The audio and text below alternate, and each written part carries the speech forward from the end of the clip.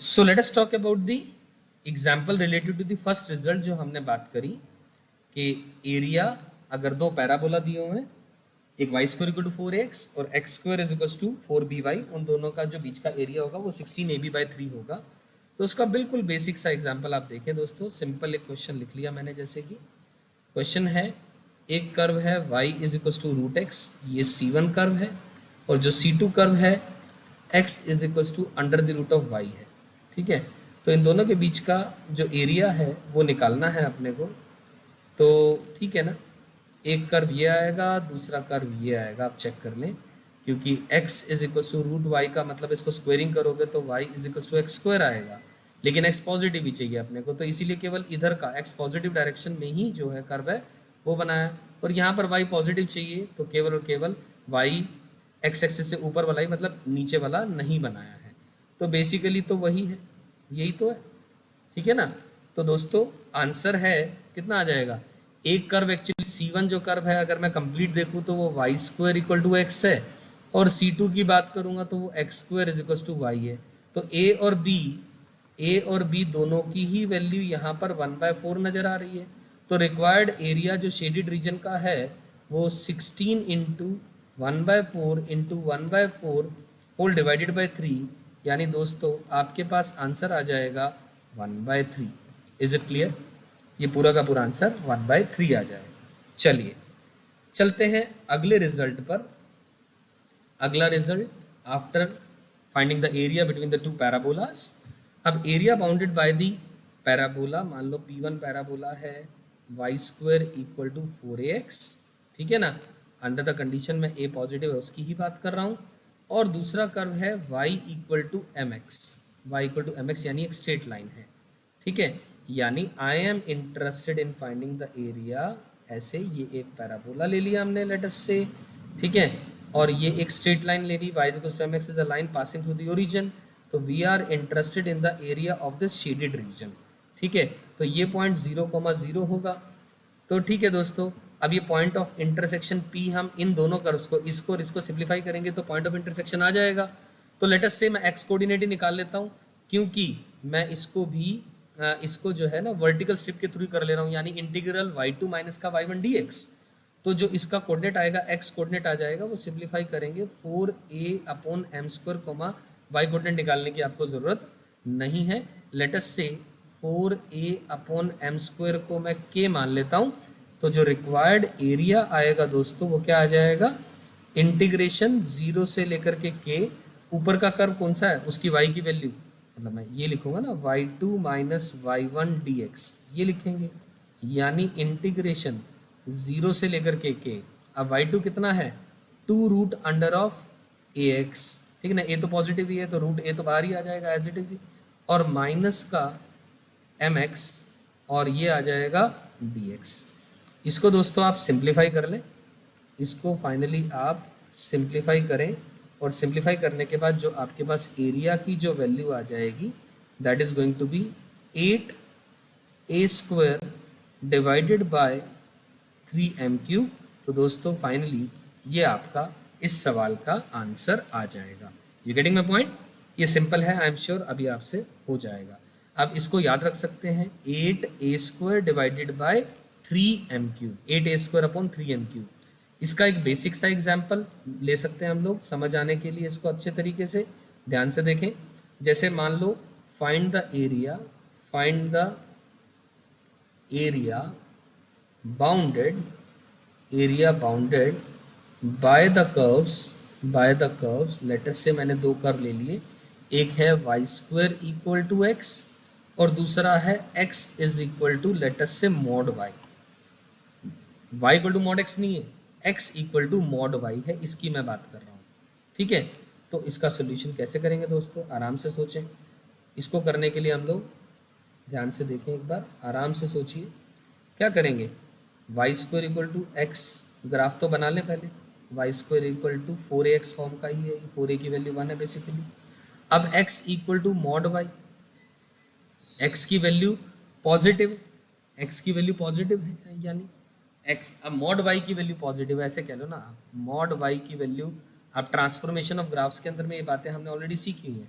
Mod y is equal to let us say 2 है तो Y की वैल्यू 2 और माइनस का 2 आएगी, प्लस माइनस का 2 आएगी। इसका मतलब तो ये हुआ, यानी ये जो ग्राफ है वो ऐसा और ये ग्राफ ऐसा रहेगा। You getting my point? Symmetric रहेगा ऊपर और नीचे, यानी ये जो रीजन ऊपर आएगा और ये जो नीचे रीजन आएगा जो शेडेड है, ये टोटल एरिया अपने को रिक्वायर्ड है। अब टोटल एरिया रिक्वायर्ड है तो ये 0 0 पॉइंट है, लेटस से ये P1 पॉइंट है, ये P2 पॉइंट है। जितना एरिया ऊपर का शेडेड रीजन है, जो अभी हमने बात करी थी पीछे, अभी अभी कॉन्सेप्ट याद करने वाला जो है, तो उसका दुगना कर देंगे वो आंसर आ जाएगा, 2 टाइम्स कर देंगे। तो required area will be 2 times of 8a² upon 3m³, ऐसा लिख दें, यानी 2 टाइम्स ऑफ 8 इंटू a²। अब a² यानी 1/4 का square divided by 3 into m³ यानी 1 का क्यूब। इसको सिंप्लीफाई करेंगे दोस्तों तो 1/3 आपके पास आंसर आ गया। यानी आप देख रहे हैं कि कितना समय बचा, अगर हमें चीज़ें याद हैं तो हमारा टाइम कितना ज़्यादा सेव होता है याद किए हुए स्टैंडर्ड रिजल्ट्स को यूज़ करने के बाद। You getting my point? चलिए यहाँ तक समझ में आ गई बात। अब आते हैं अगले बात पे। अगला तीसरा रिजल्ट जो अपन याद रख सकते हैं, which could again be helpful, के area enclosed by the parabola y² equal to 4x and its double ordinate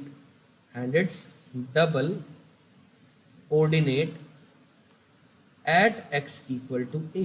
double ordinate समझते हैं एक ऐसी लाइन जो कि एक्सिस के परपेंडिकुलर होगी। You getting my point? यानी मैं कर्व बना दे रहा हूँ, ध्यान से सुने आप। ये रहा, ये पैराबोला है y² इक्वल टू 4ax और area enclosed by this and the double ordinate at x equal to a। x equal to a पर डबल ऑर्डिनेट, यानी इस तरीके की बात कर रहा हूँ, फोकस से पास कर रही है लाइन की। ये x इक्वल टू a पर डबल ऑर्डिनेट, ये फोकस से ही पास करेगी, यानी एक्चुअली में ये एक लेटस रेक्टम ही तो है, और latus rectum is one of the double ordinate. तो दोस्तों we are interested in this shaded region. You getting my point? तो कहना से कि जो ऊपर का जो एरिया मैंने डबल शेड कर दिया उसका एरिया निकाल लूँ और दुगना कर दूं, आंसर आ जाएगा। उसका 2 टाइम्स कर दूं क्योंकि ऊपर और नीचे तो सिमेट्रिकल है ग्राफ। सो जो रिक्वायर्ड एरिया वो क्या लिखा जा सकता है? Required area can be written as 2 times integration 0 से लेकर के a, क्योंकि ये 0 0 पॉइंट है और ये a है, 0 से लेकर के a y dx। What is y? 2 times root under of ax dx, 0 से लेकर के a। इसको सिंप्लीफाई करें दोस्तों तो आपके पास आंसर 8a² डिवाइडेड बाय 3, ये आपका फाइनल आंसर आ जाएगा, जितना भी ये टोटल शेडेड रीजन है। You getting my point? तो सही है। इसको भी हमने इंटीग्रल y dx यानी वर्टिकल स्ट्रिप से ही हमने सवाल को किया है। चलिए आगे बात करते हैं। अब हमने एक काम करते हैं, इसी कॉन्सेप्ट को या इसी रिजल्ट को यूज करने के लिए एक छोटा सा एक क्वेश्चन देख लेते हैं, एक सिंपल सा एक एग्जांपल देख लेते हैं। एक एग्जांपल है, area bounded by the curve y is equal to 2x minus का x² and y plus 3 equal to 0। मैंने ये लिख दिया, y is equal to 2x minus का x² and y plus 3 equal to 0। सही है दोस्तों? अब 1 मिनट के लिए अगर मैं इस ग्राफ्स को प्लॉट करूंगा, ठीक है, इन ग्राफ्स को अगर मैं प्लॉट करूंगा तो हम जानते हैं ये एक डाउनवर्ड पैराबोला होगा, इसका एक रूट 0 और एक रूट 2 आ जाएगा, है ना, क्योंकि -x times of x minus 2 आएगा, -x² प्लस का 2x आ जाएगी बात, एक 0 और एक 2, यानी ये ग्राफ ऐसा कुछ होगा दिस वे, नीचे ग्राफ ऐसा जाएगा ये, और ये भी ग्राफ ऐसा जाएगा। इस ग्राफ को लेट मी दोबारा बना देते हैं इस बात को, और ये ग्राफ ऐसा कुछ जाएगा, ठीक है ना। This is 0,0 and this is 2,0, ये डाउनवर्ड पैराबोला है, ठीक है। और यहाँ पर अब हमें क्या चाहिए, इस ग्राफ का किसके साथ में, y इक्वल टू -3। अब y इक्वल टू -3 कहीं ना कहीं ये ग्राफ होगा, लेटस से y इक्वल टू -3, क्योंकि ये पॉइंट मैंने 0,-3 ले लिया। So basically we are interested in this particular shaded region, ये इसका एरिया चाहिए अपने को। तो ठीक है। अब ध्यान से सोचिए दोस्तों, हम इसमें क्या कर सकते हैं।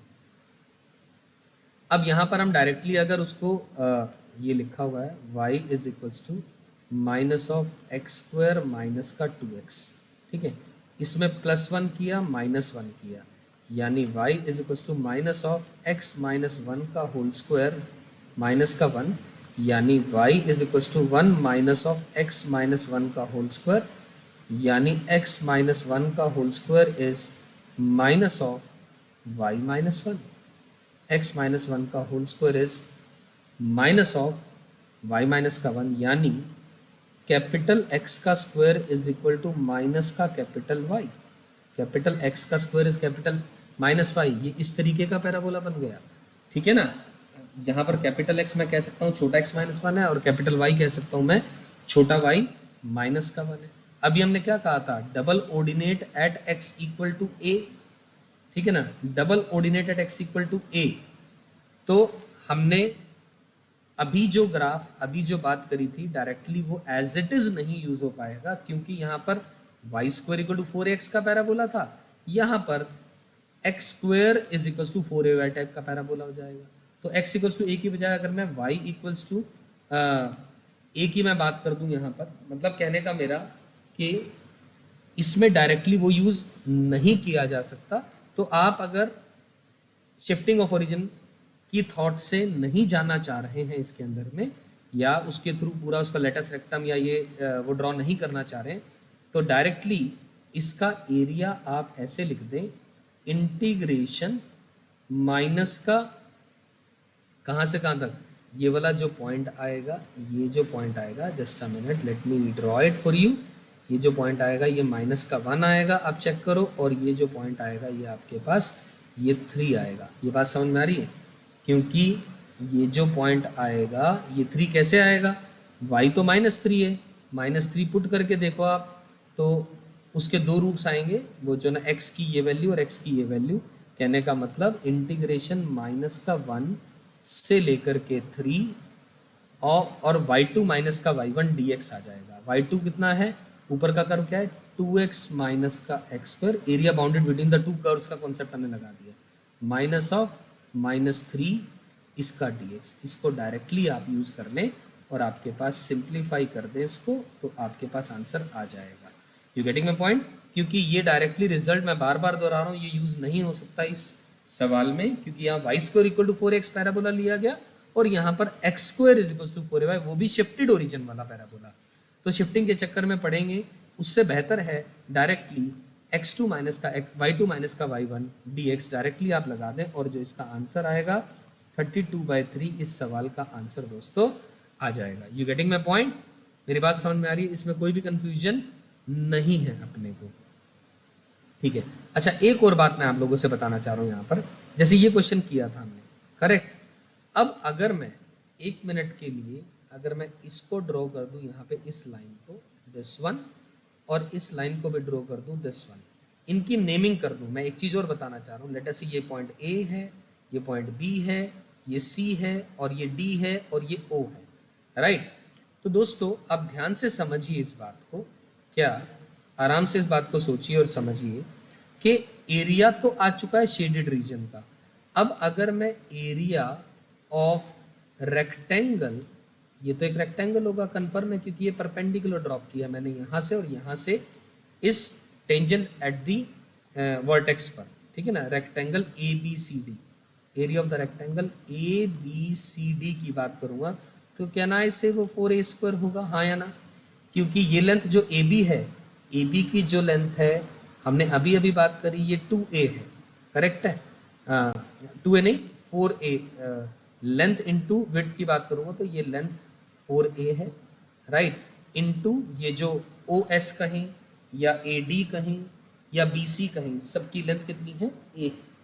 तो एज अ रिजल्ट ये 4a² आ जाएगा। तो area of rectangle A B C D is nothing but 4a²।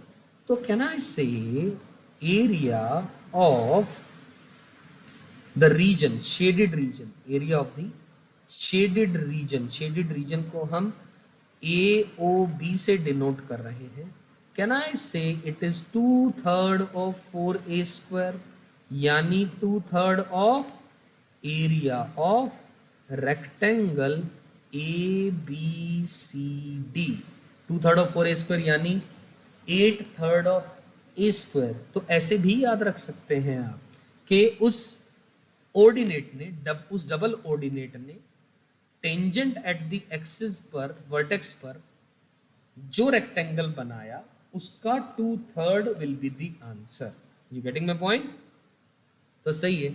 अगर अपने को ये बात समझ में आती है तो सेम कॉन्सेप्ट में यहाँ लगा दूँ कि भैया ये इसका जो टेंजेंट एट दी वर्टेक्स पर जो बनेगी वो ये बनेगी। तो यानी मैं इसको अगर कंप्लीट कर दूं और ये एरिया की बात कर लूं, यानी ए बी सी और D, A B C D area की बात कर लूं, ये मेथड नंबर 2 है जो कि काफ़ी आसान है, कैलकुलेशन कम है। अगर आपको ये ध्यान रख सकते हो जो मैंने अभी बात पीछे बताई, तो एरिया ऑफ रेक्टेंगल, ट्राइंगल नहीं rectangle, area of rectangle A B C D can be found as कितना, 4 × 4 ही आ जाएगा। वो एक स्क्वायर एक्चुअली चेक कर लेंगे तो 16 आ जाएगा, क्योंकि ये लेंथ आप चेक करोगे यहाँ -1 से लेकर के 3 तक ये 4 आ रही है, और ये भी आप चेक करोगे दोस्तों तो ये भी 4 ही आएगी।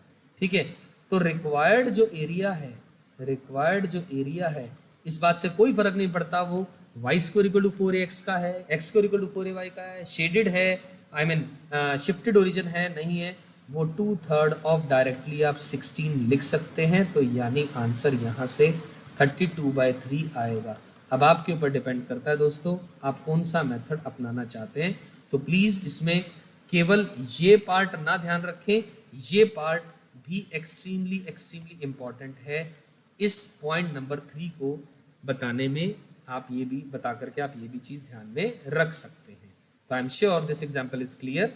और एक और केस बस याद करने के लिए मैं बोलूँगा आप लोगों को कि अगर एक एलिप्स है x² / a² + y² / b² = 1, जहाँ पर एलिप्स की बात कर रहा हूँ तो अंडरस्टूड है a और b 0 नहीं है, a और b 0 नहीं है। तो इसका एरिया अगर मैं निकालना चाहूँ दोस्तों, इसका एरिया मैं निकालना चाहूँगा तो required area is nothing but πAB area होगा इसका।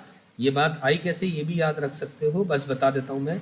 ये एलिप्स है, मान लीजिए आप इस रीजन का एरिया निकालें, उसका 4 गुना कर दें, आंसर आ जाएगा। यानी required area is 4 times integration 0 से लेकर के a, क्योंकि ये जो पॉइंट आएगा दिस इज a, 0 एंड ये जो पॉइंट आएगा this is 0, b। Integral y dx कर देते हैं तो b टाइम्स √1 - का x² / a² dx, ये इस्तेमाल करेंगे दोस्तों। तो सिंप्लीफाई करेंगे आपके पास आंसर आ जाएगा। और सिंप्लीफिकेशन के लिए इसके अंदर में दोस्तों सिंप्लीफाई करते समय इसको डायरेक्टली ऐसे करने के बजाय यू में यूज़ पुट कर दें x को a sin थीटा या a cos थीटा पुट कर दें, आपका सवाल आसान हो जाएगा करना और आंसर आ जाएगा pi times of AB। This will be the answer to this question. Correct है। अब सिंपल किसी भी एरिया एलिप्स का एरिया आप डायरेक्टली निकाल सकते हैं। तो आई एम श्योर दोस्तों ये जो जितने मैंने 4 पॉइंट्स बताए जिनको आप याद रख सकते हैं, डायरेक्टली यूज़ कर सकते हैं अपने क्वेश्चंस में, इससे आपका काम काफ़ी आसान होगा ये रिजल्ट्स के थ्रू। नो डाउट और भी रिजल्ट्स स्टैंडर्डाइज किए जा सकते हैं, लेकिन ये स्टैंडर्ड मोस्ट रिजल्ट्स हैं जो मुझे लगा और मैंने आपको याद करने के लिए बताए along with their proofs and along with the examples, so that हमारा समय बचे।